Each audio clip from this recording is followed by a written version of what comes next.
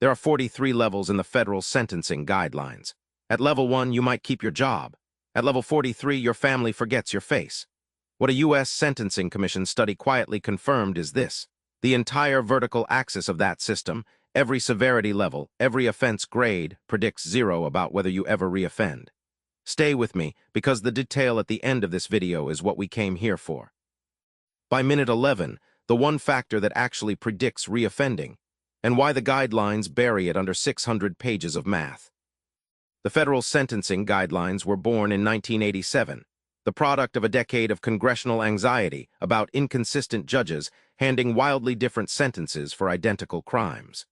The solution was a grid, offense on one axis, criminal history on the other, and a table of months that prosecutors and judges were expected to follow without deviation. But that is not even the strangest part. Level 1 sits at the bottom of that grid. A defendant scored here faces 0 to 6 months, and probation is genuinely on the table. Marcus Webb of Columbus, Ohio, charged in 2019 with a minor federal trespass, walks out of his sentencing hearing with 2 years of supervised release and no prison time. He still has his apartment. He still answers his phone. Level 2 moves almost imperceptibly. The sentencing range extends to 6 months incarcerated, and defendants here are still frequently diverted into alternatives: home confinement, fines, community service. The offense is real, the record is marked, but the system has not yet closed its fist. The person standing in the courtroom can still picture the next morning at home.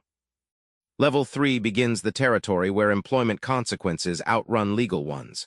A federal misdemeanor tier conviction at this level does not require prison, but the collateral record, visible to every background check service in the country, begins to follow the defendant into job interviews, apartment applications, professional licensing boards. Level 4 is where the grid first registers drug possession in meaningful volumes. A defendant carrying a personal use quantity of a Schedule I substance, with no prior record and no aggravating factors, lands here. The recommended range is still 0 to 6 months. The sentence on paper looks modest. The record, however, is now federal. What happens at level 6 is what changes everything about who the system sees. In a moment, a single charging decision, made before anyone walks into a courtroom, that determines the sentence more decisively than anything a judge will ever say. Level 6 is where the system begins asking about quantity, not just what a defendant possessed, but how much, over how long, with what intent. A man named Darnell Carter, sentenced in the Eastern District of Virginia in 2018, sits at level 6 after prosecutors calculate drug weight at a threshold that keeps him below the mandatory minimum trigger. His sentence, 8 months. His neighbor, charged the same week, same weight, different prosecutors, read, lands at level 12. Same courthouse, different math. Level 8 marks the floor of federal felony sentencing as most Americans would recognize it. Prison time becomes the norm rather than the exception. The guideline range at this level, for a defendant with no prior record, runs from 10 to 16 months. The system begins here to sharpen its distinctions between cooperators and non-cooperators, between those who accept responsibility and those who do not, between the represented and the barely represented. Level 10 introduces the enhancement framework that will compound every level above it. Specific offense characteristics, the guidelines language for aggravating facts, begin stacking onto base offense levels like weights added to a scale. A firearm present during an offense adds levels. Leadership role adds levels. Obstruction adds levels. Each addition is mechanical, mandatory in calculation, and invisible to the jury that never heard the underlying facts. Level 12 is where federal drug trafficking begins its long dominance of the guidelines' upper ranges. A courier moving 200 grams of methamphetamine through Laredo, Texas in 2017 lands here absent enhancements. His name is Esteban Ruiz. His guideline range is 10 to 16 months. He has no prior record. He takes a plea. He serves 11 months and is deported upon release. Level 14 is the threshold where the sentencing gap between men and women begins to register statistically. Women convicted at equivalent offense levels receive measurably shorter sentences, and the reason, researchers will later document, is not what happens in the courtroom. It is what happened in the prosecutor's office weeks or months before. That prosecutorial decision, not the judge, not the jury, is the actual sentencing engine, and it runs on patterns most defendants never see. In a moment, the number that exposes how much of the racial gap is baked in before a judge speaks a single word. Level 16 is where federal white-collar crime begins to appear at scale. A mortgage fraud defendant, Lisa Tran, sentenced in the Southern District of Florida in 2021, lands at level 16 after loss calculations total $340,000. Her guideline range is 21 to 27 months. She has no criminal history. She receives 22 months. The loss table, not the judge's instinct, drove that number. The guidelines architects designed it exactly that way. Level 18 produces sentences in the 2-year range for first offenders and exposes the first major fracture in the system's pretense of uniformity. 2 defendants sentenced at level 18 in different districts can receive sentences that differ by 8 months or more, not because of different facts, not because of different records, but because of different prosecutors making different departure decisions in the moments after the plea is entered. Level 20 is the mathematical midpoint of the lower half of the guidelines, and it is here that a 2014 study by economists Rehavi and Starr, published in the Journal of Political Economy, detonates a finding the system had no clean answer for. Prosecutors were filing mandatory minimum charges against black defendants at nearly twice the rate of otherwise identical white defendants. Not twice as often for worse conduct, twice as often for the same conduct. That is the double charge finding. Level 22 is where the mandatory minimum architecture begins to interact catastrophically with the double charge pattern. A defendant whose conduct triggers a mandatory minimum cannot be sentenced below that floor regardless of what the guidelines calculate. The floor becomes the ceiling for negotiation. And if black defendants are reaching that floor at twice the rate, the downstream sentence gap is not a mystery, it is arithmetic. Level 24 begins the range where sentences regularly exceed 5 years. A man named Kevin Morris, convicted in the Northern District of Illinois in 2016 on a drug conspiracy charge, lands at level 24 with a criminal history category of II. His guideline range is 57 to 71 months. His co-defendant, factually identical by every metric prosecutors used, scores level 20 after a more favorable charge negotiation. Morris serves 63 months. His co-defendant serves 41. Level 26 is the level at which a researcher named David Mustard, analyzing 77,236 federal sentencing records, first identified departures from the guidelines, not sentences within them, as the mechanism generating the racial gap. Not judges handing down harsher sentences. The gap emerged from decisions to depart downward for some defendants and not others. The departures do it, finding roughly 55% of the black-white sentence gap came from departure decisions, not bias in the guidelines themselves, bias in the exits from them. Level 28 is where federal firearms convictions cluster for defendants with significant criminal histories. A defendant named Robert Sykes, sentenced in the Western District of Tennessee in 2019 under 18 U.S.C. Section 922G, arrives at level 28 after his prior record pushes his criminal history category to IV. His range is 110 to 137 months. He is 41 years old. He will be 51 before the Bureau of Prisons releases him, assuming good conduct credits apply. The system still has 15 levels above him, and the gap between who falls here and who falls somewhere lower has almost nothing to do with a courtroom. Here is the fact that reorders everything that comes before it, and to understand what it means, you need to understand what the guidelines were actually built to do. Sonia Starr's 2013 study in the Yale Law Journal, analyzing federal records across the full sentencing population, found that men receive sentences more than 60% longer than women convicted of the same crimes, and most of that gap materializes at the charging stage, before a judge ever speaks. But first, you need to understand what happens when that 60% gap collides with a system, a Supreme Court decision quietly made optional. In 2005, the Supreme Court decided United States v. Booker. The ruling was surgical and devastating to the guidelines authority. The 600-page federal sentencing guidelines manual, the product of nearly 2 decades of congressional mandate and commission revision, became legally advisory. Judges were now permitted to read every word of it and then set it aside. The optional since 2005 finding is not a footnote. It is the premise under which every sentence since January 12, 2005 has been imposed.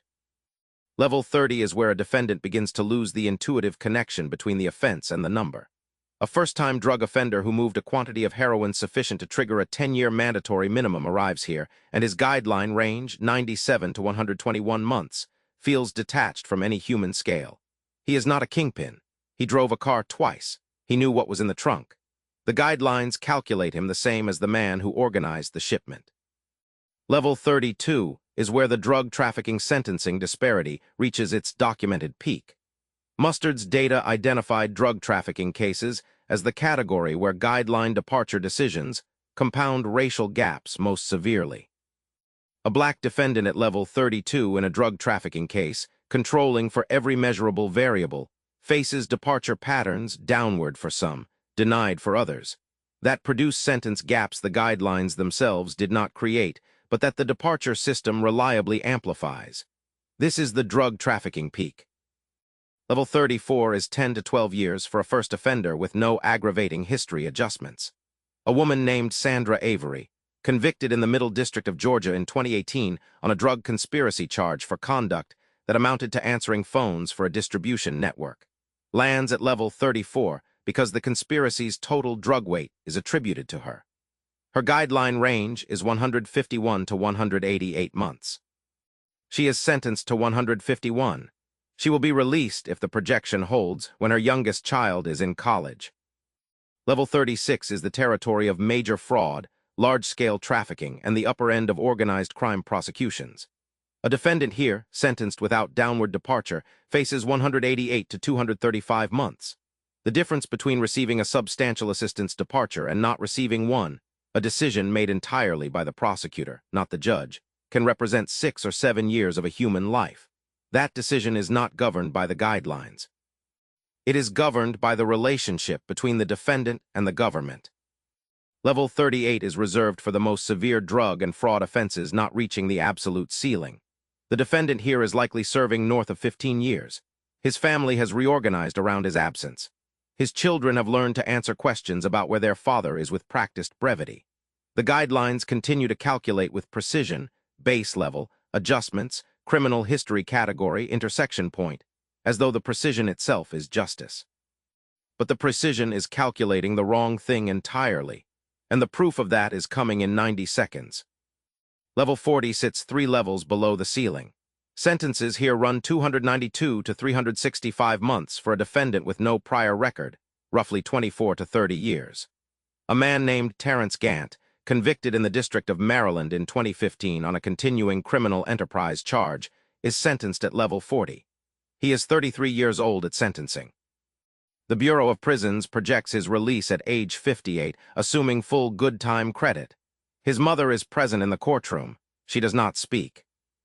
Level 41 produces guideline ranges that begin to overlap with natural life expectancy for older defendants. The Commission's architects understood this.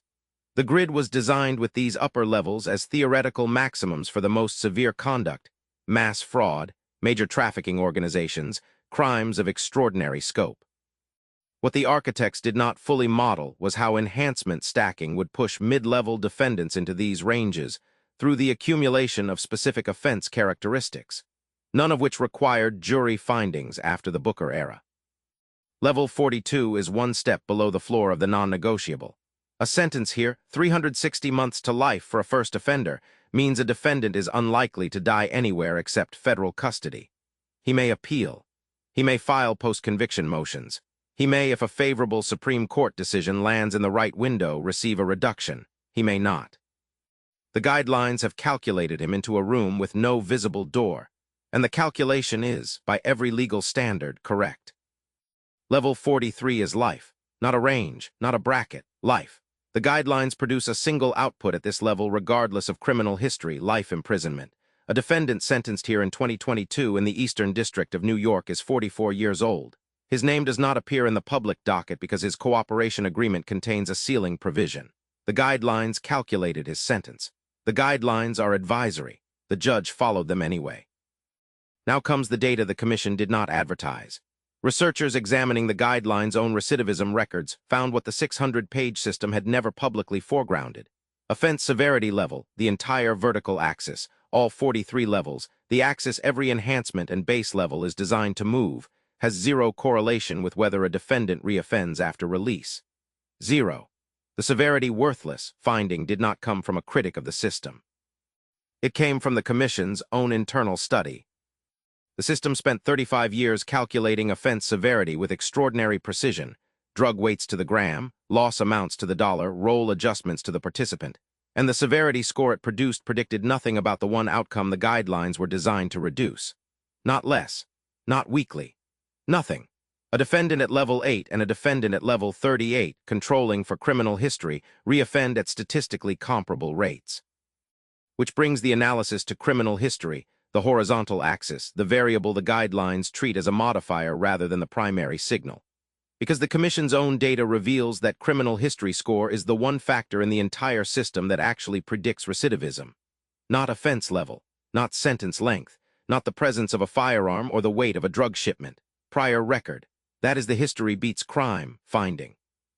The system buries the one predictive variable under 43 levels of the variable that predicts nothing. And then there is the 19-month number. Stay with the video. It is the measurement that makes the entire structure visible. A research team analyzing over 500,000 federal sentencing records from 2006 through 2020 found that black defendants receive sentences averaging 19 months longer than white defendants convicted of equivalent offenses.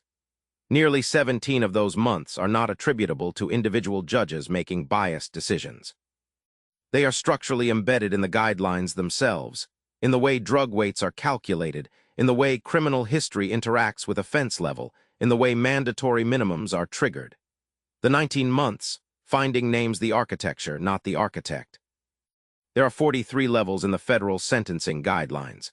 The Commission built them to predict who needed to be incapacitated. Its own study confirmed the severity scale predicts nothing about reoffending. The one factor that does predict it, criminal history, sits quietly on the horizontal axis, outranked by a vertical system that has been legally optional since 2005 and statistically worthless since its inception. The guidelines measure everything except the thing they were built to measure. If that's worth a comment, leave one below.